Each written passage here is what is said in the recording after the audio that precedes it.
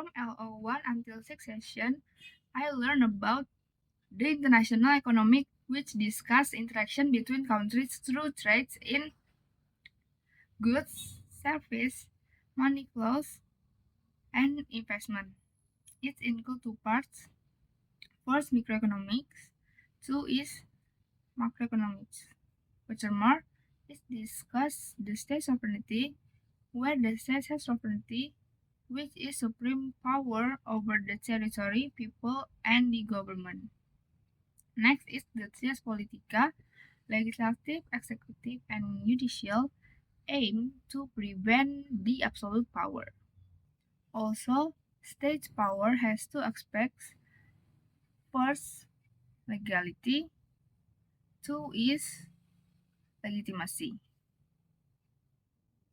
After that, the era of evolution in international political economy began with the mercantilism based on the belief that the wealth of country was determined by amount of gold and silver it possessed.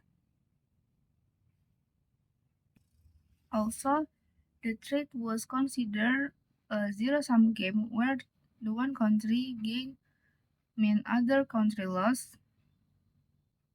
Also, this era was characterized by the dominance of the church empire and the military. And then, the Industrial Revolution strengthened the economic power with the development war, tools, and the export ship. Also, the opposing figure was Susan Strain and John Locke.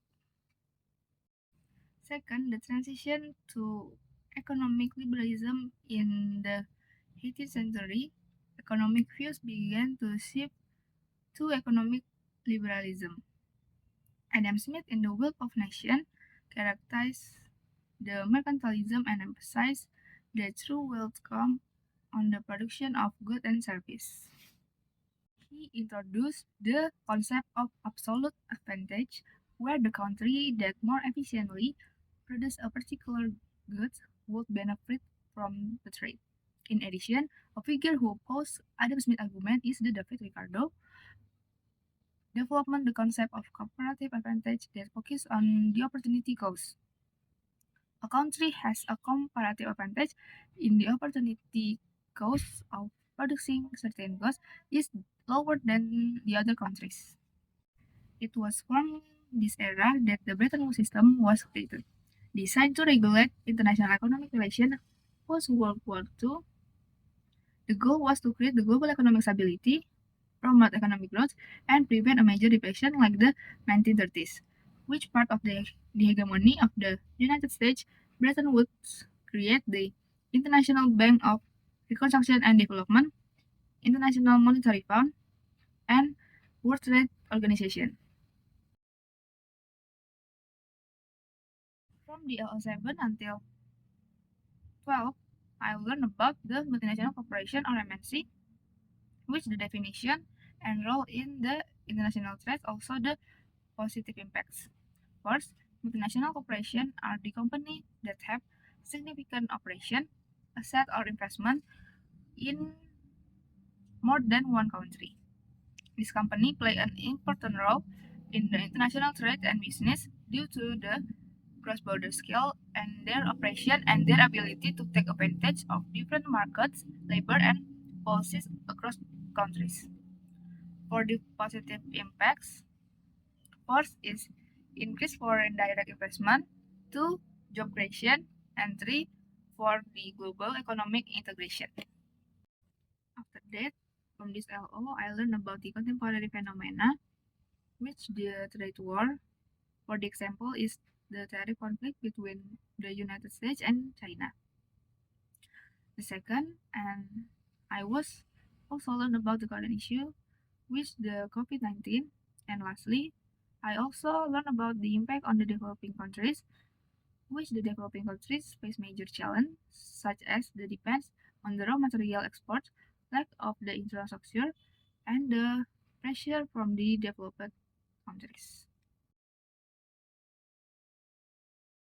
The theory research after learning IPE from the session 1 until 12, are: first, liberalism in the IPE prioritize the importance of free markets rights and the international cooperation to achieve shared prosperity. The key features are free market, international cooperation, and the diverse actors. For free market, trade is considered the best way to increase global efficiency and prosperity. Also, international cooperation, countries are expected to work together to create the economic stability and reduce the conflict.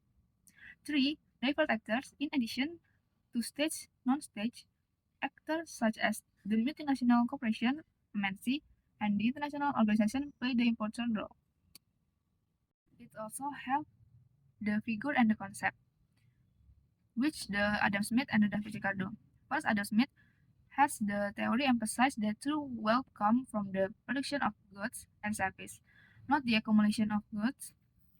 He introduced the concept of absolute advantage, where the country that more efficiently produce a particular goods with benefit from the trade.